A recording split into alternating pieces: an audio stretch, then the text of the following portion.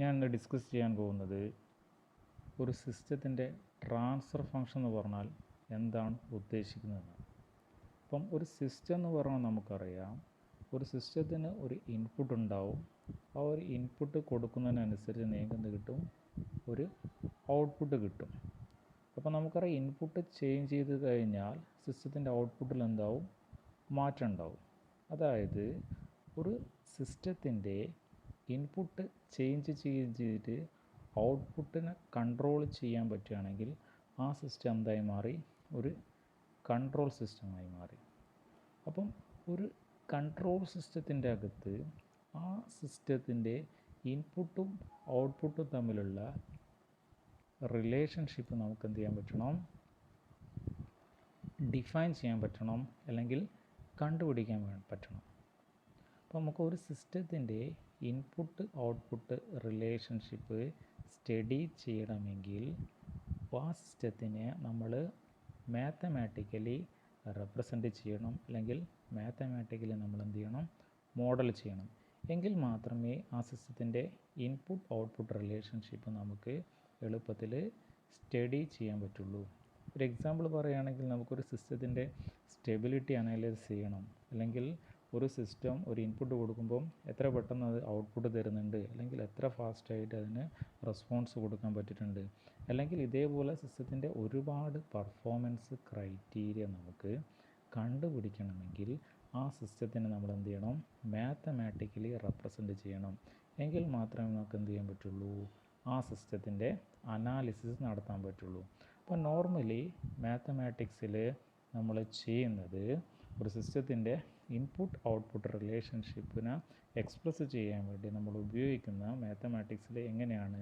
Differential equation വെച്ചിട്ടാണ് ഒരു സിസ്റ്റത്തിനെ നമ്മൾ എന്ത് ചെയ്യുക? റെപ്രസെൻ്റ് ചെയ്യുക. അപ്പം ഡിഫറൻഷ്യൽ ഇക്വേഷൻ എന്ന് പറഞ്ഞാൽ ഒന്നുമില്ല, ആ ഒരു സിസ്റ്റത്തിൻ്റെ ഇൻപുട്ട് ഔട്ട്പുട്ട് റിലേഷൻഷിപ്പിനെ റെപ്രസെൻ്റ് ചെയ്യുന്ന ഒരു ഇക്വേഷനാണ്. അപ്പം നമ്മൾ ഒരു ട്രാൻസ്ഫർ ഫംഗ്ഷൻ കണ്ടുപിടിക്കണമെങ്കിൽ ഫസ്റ്റ് സിസ്റ്റത്തിന് എന്ത് വേണം? ഡിഫറൻഷ്യൽ ഇക്വേഷൻ കണ്ടുപിടിക്കണം. അപ്പം ഡിഫറൻഷ്യൽ ഇക്വേഷൻ കിട്ടിക്കഴിഞ്ഞാൽ നിങ്ങൾക്ക് വളരെ ഈസി ആയിട്ട് എന്ത് ചെയ്യാൻ പറ്റും? ട്രാൻസ്ഫർ ഫംഗ്ഷൻ കണ്ടുപിടിക്കാൻ പറ്റും. അപ്പം ഡിഫറൻഷ്യൽ ഇക്വേഷന് ട്രാൻസ്ഫർ ഫംഗ്ഷൻ കണ്ടുപിടിക്കാനുള്ള ഫസ്റ്റ് സ്റ്റെപ്പ് എന്ന് പറഞ്ഞാൽ, ആ ഡിഫറൻഷ്യൽ ഇക്വേഷൻ്റെ എന്ത് ചെയ്യുക? ലാപ്ലാസ് ട്രാൻസ്ഫോം എടുക്കുക. ലാപ്ലാസ് ട്രാൻസ്ഫോം എടുക്കുമ്പം ശ്രദ്ധിക്കേണ്ട ഒരു പോയിൻ്റ്, അല്ലെങ്കിൽ നിങ്ങൾ ഓർമ്മിച്ച് വെക്കേണ്ട ഒരു പോയിൻ്റ് എന്ന് പറഞ്ഞാൽ, ഡിഫറൻഷിയേഷൻ ടേം ഉണ്ട് എങ്കിൽ നമ്മൾ ലാപ്ലാസ് ട്രാൻസ്ഫോം എടുക്കുമ്പം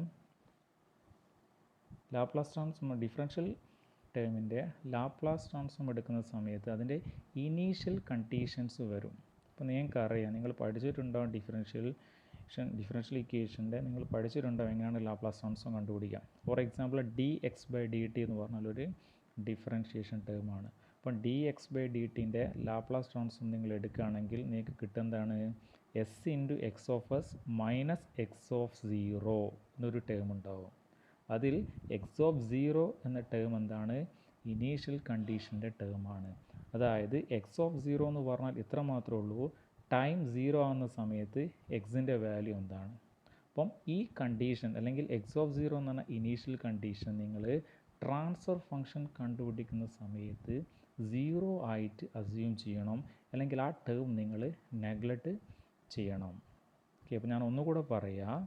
ഡിഫറൻഷ്യൽ ഇക്വേഷൻ കിട്ടിക്കഴിഞ്ഞാൽ ആ ഡിഫറൻഷ്യൽ ഇക്വേഷന് ട്രാൻസ്ഫർ ഫംഗ്ഷൻ കണ്ടുപിടിക്കേണ്ട ഫസ്റ്റ് സ്റ്റെപ്പ് എന്ന് പറഞ്ഞാൽ, നിങ്ങൾ ആ ഡിഫറൻഷ്യൽ ഇക്വേഷൻ്റെ ലാപ്ലാസ് ട്രാൻസ്ഫോം എടുക്കുക. ഡിഫറൻഷിയേഷൻ ടേം ഉണ്ട് എങ്കിൽ അതിൻ്റെ ഇനീഷ്യൽ കണ്ടീഷൻ 0 ആയിട്ട് അസ്യൂം ചെയ്യണം. ഇതാണ് ഫസ്റ്റ് സ്റ്റെപ്പ്. രണ്ടാമത്തെ സ്റ്റെപ്പ് എന്താണ്?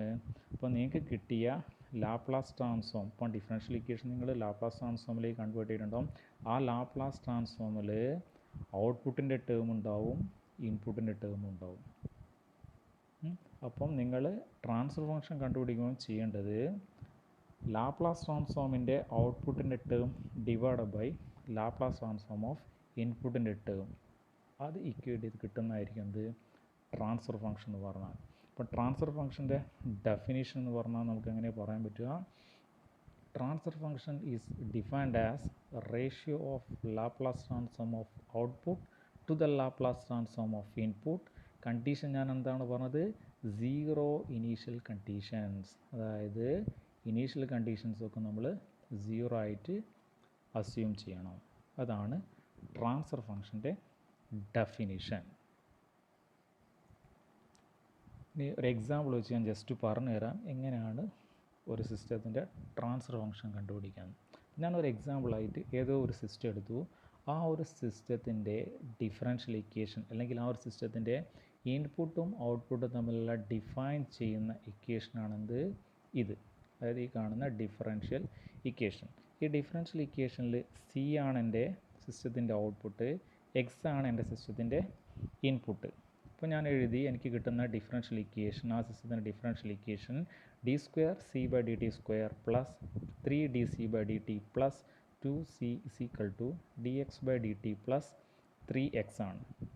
അപ്പം നമുക്ക് സിസ്റ്റത്തിൻ്റെ ഡിഫറൻഷ്യൽ ഇക്വേഷൻ കിട്ടി. ഈ ഡിഫറൻഷ്യൽ ഇക്വേഷനകത്ത് നിന്ന് നമ്മൾ എന്ത് ഡിറൈവ് ചെയ്തെടുക്കണം, ആ സിസ്റ്റത്തിൻ്റെ ട്രാൻസ്ഫർ ഫംഗ്ഷൻ നമ്മൾ എന്ത് ചെയ്യണം, ഡിറൈവ് ചെയ്യണം. ഇപ്പോൾ ഞാൻ പറഞ്ഞു ട്രാൻസ്ഫർ ഫംഗ്ഷൻ ഡിറൈവ് ചെയ്യാനുള്ള ഫസ്റ്റ് സ്റ്റെപ്പ് എന്ന് പറഞ്ഞാൽ എന്താണ്, ഈ ഡിഫറൻഷ്യൽ ഇക്വേഷൻ്റെ എന്ത് ചെയ്യുക, നിങ്ങൾ ലാപ്ലാസ് ട്രാൻസ്ഫോം എടുക്കുക.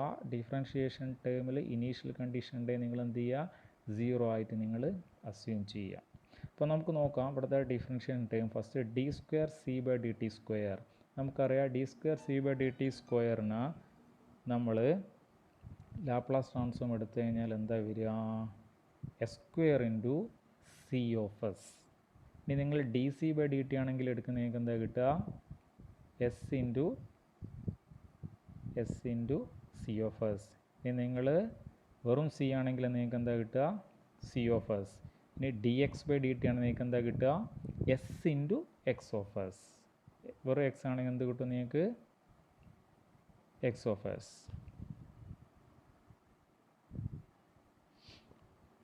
ഓക്കെ, ഇനി ഇവിടെ നിങ്ങൾ നോക്കുക, ഞാൻ പറഞ്ഞു തരാം. d²c/dt² ലാപ്ലാസ് ട്രാൻസ്ഫോം എടുത്താൽ നിങ്ങൾക്ക് കിട്ടും s² × c of s. 3dc/dt എടുത്താൽ നിങ്ങൾക്ക് എന്ത് കിട്ടും, s × c of s. c-ൻ്റെ Laplace transform c of s. dx/dt-ൻ്റെ Laplace transform s × x of s. x-ൻ്റെ Laplace transform x of s. അപ്പോൾ ഈ ഒരു ടേമിൻ്റെ ലാപ്ലാസ് ട്രാൻസ്ഫോം എടുത്തു കഴിഞ്ഞാൽ നിങ്ങൾക്ക് കിട്ടുന്ന എന്താണ്, s² × 3 of s plus 3s × c of s plus 2 × c of s is equal to s × x of s plus 3 × x of s. അപ്പോൾ ഇതിനകത്ത് നമുക്കറിയാം c of s എന്ന് പറഞ്ഞാൽ ഔട്ട്പുട്ടാണ്, x of s എന്ന് പറഞ്ഞാൽ എന്താണ്, ഇൻപുട്ടിൻ്റെ ലാപ്ലാസ് ട്രാൻസ്ഫോം ആണ്. അപ്പോൾ നമുക്ക് ചെയ്യേണ്ടത് എന്താ വെച്ചാൽ, നെക്സ്റ്റ് സ്റ്റെപ്പ് എന്ന് പറഞ്ഞാൽ ratio of Laplace transform of output to the ratio of Laplace transform of input ആണ്. ഇവിടെ ഔട്ട്പുട്ട് എന്ന് പറഞ്ഞാൽ c of s ആണ്, ഇൻപുട്ട് എന്ന് പറഞ്ഞാൽ x of s ആണ്. അപ്പോൾ നമുക്ക് c of s / x of s കണ്ടുപിടിച്ച് എന്ത് കിട്ടും, നിങ്ങൾക്ക് ട്രാൻസ്ഫർ ഫംഗ്ഷൻ കിട്ടും. അപ്പോൾ അതിന് വേണ്ടി നമ്മൾ ഫസ്റ്റ് എന്ത് ചെയ്യുന്നു, ഇവിടെ c of s കോമൺ ആയിട്ട് എടുത്തു. സോ ബാക്കിയുള്ള ടേം എന്താണ് വരിക, s² പ്ലസ് 3s പ്ലസ് 2. ഇവിടെ നിങ്ങൾ x of s കോമൺ എടുത്താൽ നിങ്ങൾക്ക് എന്ത് കിട്ടും, s പ്ലസ് 3. ഇനി നെക്സ്റ്റ് ചെയ്യേണ്ടത് എന്താണ്, c of s / x of s. So c of s x of s നിങ്ങൾക്ക് എന്ത് കിട്ടും, s plus 3 / s² plus 3s plus 2. അപ്പോൾ ഇതാണ് എന്ത് നമ്മളുടെ ഈ ഒരു സിസ്റ്റത്തിൻ്റെ ട്രാൻസ്ഫർ ഫംഗ്ഷൻ എന്ന് പറഞ്ഞാൽ. ഓക്കെ, അപ്പോൾ ഇങ്ങനെയാണ് നമുക്ക് ഒരു ഡിഫറൻഷ്യൽ ഇക്വേഷൻ, ഒരു സിസ്റ്റത്തിൻ്റെ ഡിഫറൻഷ്യൽ ഇക്വേഷൻ കിട്ടിക്കഴിഞ്ഞാൽ നമ്മൾ ട്രാൻസ്ഫർ ഫംഗ്ഷൻ കണ്ടുപിടിക്കുന്ന മെത്തേഡ്. നെക്സ്റ്റ് ഞാൻ പറയുന്നത് ഒരു ട്രാൻസ്ഫർ ഫംഗ്ഷനിൽ നിന്നും ഒരു സിസ്റ്റത്തിൻ്റെ ഓർഡർ എങ്ങനെ കണ്ടുപിടിക്കാം, ഇതാണ് ഓർഡർ. അപ്പോൾ നമുക്ക് ഓരോ ടൈപ്പ് സിസ്റ്റം അല്ലെങ്കിൽ ഓരോ സിസ്റ്റത്തിനും ഡിഫറെൻറ്റ് ടൈപ്പ് ഓർഡർ സിസ്റ്റം ഉണ്ടാവും. ഇപ്പോൾ ഫോർ എക്സാമ്പിൾ ആണെങ്കിൽ നമ്മൾ 0 ഓർഡർ സിസ്റ്റം അല്ലെങ്കിൽ ഫസ്റ്റ് ഓർഡർ സിസ്റ്റം അല്ലെങ്കിൽ സെക്കൻഡ് ഓർഡർ സിസ്റ്റം അല്ലെങ്കിൽ തേർഡ് ഓർഡർ സിസ്റ്റം, അതേപോലെ ഡിഫറെൻറ്റ് ടൈപ്സ് ഓഫ് സിസ്റ്റം ഉണ്ട്. അപ്പോൾ ഒരു ട്രാൻസ്ഫർ ഫംഗ്ഷൻ കിട്ടിക്കഴിഞ്ഞാൽ ഒരു സിസ്റ്റത്തിൻ്റെ ഓർഡർ എങ്ങനെയാണ് കണ്ടുപിടിക്കുക എന്നാണ് ഞാൻ നെക്സ്റ്റ് പറയാൻ പോകുന്നത്. ഇപ്പോൾ നോർമലി നമ്മളൊരു transfer function g of s എന്നുള്ള ടേം കൊണ്ടാണ് ഡിനോട്ട് ചെയ്യുക. അതായത് ഇപ്പോൾ നേരത്തെ പറഞ്ഞ c of s / x of s ഒരു ട്രാൻസ്ഫർ ഫംഗ്ഷനാണ്, വിച്ച് ഈസ് ഈക്വൽ ടു ഞാൻ g of s. g of s ഒന്നുമില്ല, ട്രാൻസ്ഫർ ഫംഗ്ഷൻ നോർമലി നമ്മൾ ഡിനോട്ട് ചെയ്യുന്ന ടേമാണ് എന്ത്, g of s. അപ്പോൾ g of s is equal to c of s / x of s ആണെങ്കിൽ ഇത് നമുക്കറിയാം, ഇത് ന്യൂമറേറ്ററാണ്, ഇതെന്താണ് ഡിനോമിനേറ്ററാണ്. അപ്പോൾ ഇത് c of s എന്ന് പറഞ്ഞാൽ എന്താണ്, ഇവിടെ ന്യൂമറേറ്റർ പോളിനോമിയലാണ്, x of s എന്ന് പറഞ്ഞാൽ എന്താണ്, ഡിനോമിനേറ്റർ പോളിനോമിയലാണ്. ഫോർ എക്സാമ്പിൾ ആണെങ്കിൽ നേരത്തെ മുമ്പത്തെ കേസിലാണെങ്കിൽ ഈ ഒരു ട്രാൻസ്ഫർ ഫംഗ്ഷൻ്റെ ന്യൂമറേറ്റർ പോളിനോമിയൽ എന്ന് പറഞ്ഞാൽ s പ്ലസ് 3യും ഡിനോമിനേറ്റർ പോളിനോമിയൽ എന്ന് പറഞ്ഞാൽ എന്താണ്, s² പ്ലസ് 3s+2 ആണ്. ഓക്കെ, അപ്പം ഈ ഒരു സിസ്റ്റത്തിൻ്റെ ഓർഡർ എങ്ങനെയാണ് കണ്ടുപിടിക്കുന്നത് പറഞ്ഞാൽ, നിങ്ങൾ എന്ത് മാത്രം നോക്കിയാൽ മതി, ഡിനോമിനേറ്റർ പോളിനോമിയൽ മാത്രം നോക്കിയാൽ മതി. ഡിനോമിനേറ്റർ പോളിനോമിയൽ എസിൻ്റെ ഹയസ്റ്റ് പവർ എത്രയാണോ നോക്കുക, അതായിരിക്കും ആ സിസ്റ്റത്തിൻ്റെ ഓർഡർ എന്ന് പറയുന്നത്. അപ്പോൾ ഈ ഒരു എക്സാമ്പിൾ എടുക്കുകയാണെങ്കിൽ ഡിനോമിനേറ്റർ പോളിനോമിയൽ എത്രയാണ്, s² + 3s+2 ആണ്.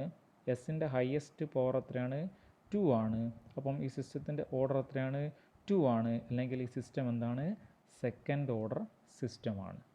അപ്പം നമുക്ക് നോർമലി പറയുകയാണെങ്കിൽ ഒരു പോളിനോമിയൽ എടുത്തു, ഒരു ഡിനോമിനേറ്റർ പോളിനോമിയൽ എടുത്തിട്ട് നിങ്ങൾക്ക് കിട്ടുന്നത് s+1 ആണെങ്കിൽ ആ സിസ്റ്റത്തിൻ്റെ ഓർഡർ എത്രയായിരിക്കും, 1 ആയിരിക്കും. കാരണം എന്താ വെച്ചാൽ എസ് ഹയസ്റ്റ് പവർ എത്രയാണ്, 1 ആണ് വരുന്നത്, അതായത് s+1 ആണ്. ഇനി നിങ്ങൾക്ക് കിട്ടുന്നത് s² + 3s+2 ആണെങ്കിൽ ഓർഡർ എത്രയായിരിക്കും, 2 ആയിരിക്കും. ഇനി വേറെ സിസ്റ്റം എടുത്താലും നിങ്ങൾക്ക് s³ + 3s+2s+1 ആണെങ്കിൽ അത് എത്രയായിരിക്കും, 3 ആയിരിക്കും. അപ്പോൾ നമ്മൾ നോർമലി പറയുകയാണെങ്കിൽ അല്ലെങ്കിൽ ജനറലി പറയുകയാണെങ്കിൽ x(s) = a0s(n) + a1s(n - 1) + a2s(n - 2) + etc. + an-1s + an. ഇതൊരു ജനറൽ nth ഓർഡർ ഇക്വേഷൻ ആണ്. അപ്പോൾ ഇവിടെ എസിൻ്റെ ഹയസ്റ്റ് പവർ എത്രയാണ് ഇക്വേഷനിൽ, n ആണ്. അപ്പോൾ സിസ്റ്റത്തിൻ്റെ ഓർഡർ എത്രയാണ്, n ആണ്. അപ്പോൾ ഈ എന്നിൻ്റെ വാല്യൂ 0 ആണെങ്കിൽ 0 ഓർഡർ, 1 ആണെങ്കിൽ ഫസ്റ്റ് ഓർഡർ, 2 ആണെങ്കിൽ സെക്കൻഡ് ഓർഡർ, അങ്ങനെയാണ് വരിക. അപ്പം ഒരു സിസ്റ്റത്തിൻ്റെ ഓർഡർ കണ്ടുപിടിക്കുമ്പം നിങ്ങൾ ചെയ്യേണ്ടത് ഇത്ര മാത്രമേ ഉള്ളൂ. ഫസ്റ്റ് സിസ്റ്റത്തിൻ്റെ ട്രാൻസ്ഫർ ഫംഗ്ഷൻ നോക്കുക. ട്രാൻസ്ഫർ ഫംഗ്ഷനിൽ ഡിനോമിനേറ്റർ പോളിനോമിയൽ എടുക്കുക.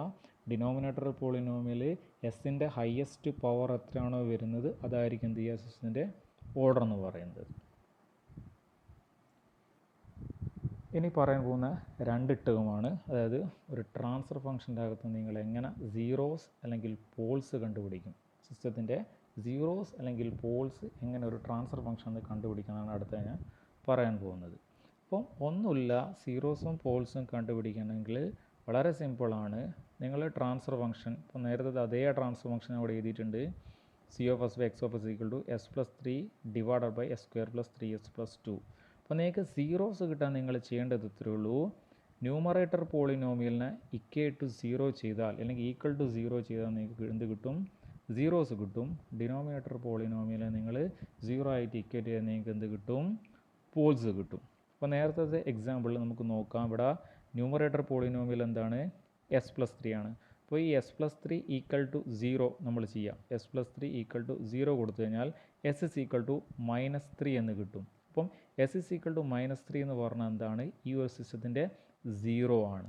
അപ്പോൾ ഈ ഒരു കേസിൽ ഈ ഒരു സിസ്റ്റത്തിന് ഒരു സീറോസ് മാത്രമേ ഉള്ളൂ, അതായത് s = -3 മാത്രം എന്തുണ്ട്, ഈ സിസ്റ്റത്തിന് ഒരു 0 ഉണ്ട്. ഇനി നിങ്ങൾക്ക് പോൾസ് കിട്ടണമെങ്കിൽ നിങ്ങൾ എന്താണ് ചെയ്യേണ്ടത്, ഡിനോമിനേറ്റർ പോളിനോമിയലിൻ്റെ എന്ത് ചെയ്യുക, ഇക്വൽ ടു 0. അതായത് ഇവിടെ s² + 3s+2 ആണ് എന്ത്, നമ്മളുടെ ഡിനോമിനേറ്റർ പോളിന് നമ്മൾ ഇക്വൽ ടു നമ്മൾ 0 ചെയ്തു. ഇപ്പോൾ നമുക്കറിയാം s² + 3s+2 നമ്മൾ സ്പ്ലിറ്റ് ചെയ്ത് എന്ത് ചെയ്തു, നമ്മൾ s+2 × s+1 നമുക്ക് എഴുതാം ഈക്വൽ ടു 0. അപ്പോൾ അങ്ങനെ ചെയ്താൽ നമുക്ക് എന്ത് കിട്ടും, എസിന് 2 വാല്യൂസ് കിട്ടും, s = -2 ആൻഡ് s = -1. അപ്പോൾ ഇതിൽ നമുക്ക് എന്ത് മനസ്സിലാക്കാം, ഈ സിസ്റ്റത്തിന് 2 പോൾസ് ഉണ്ട്.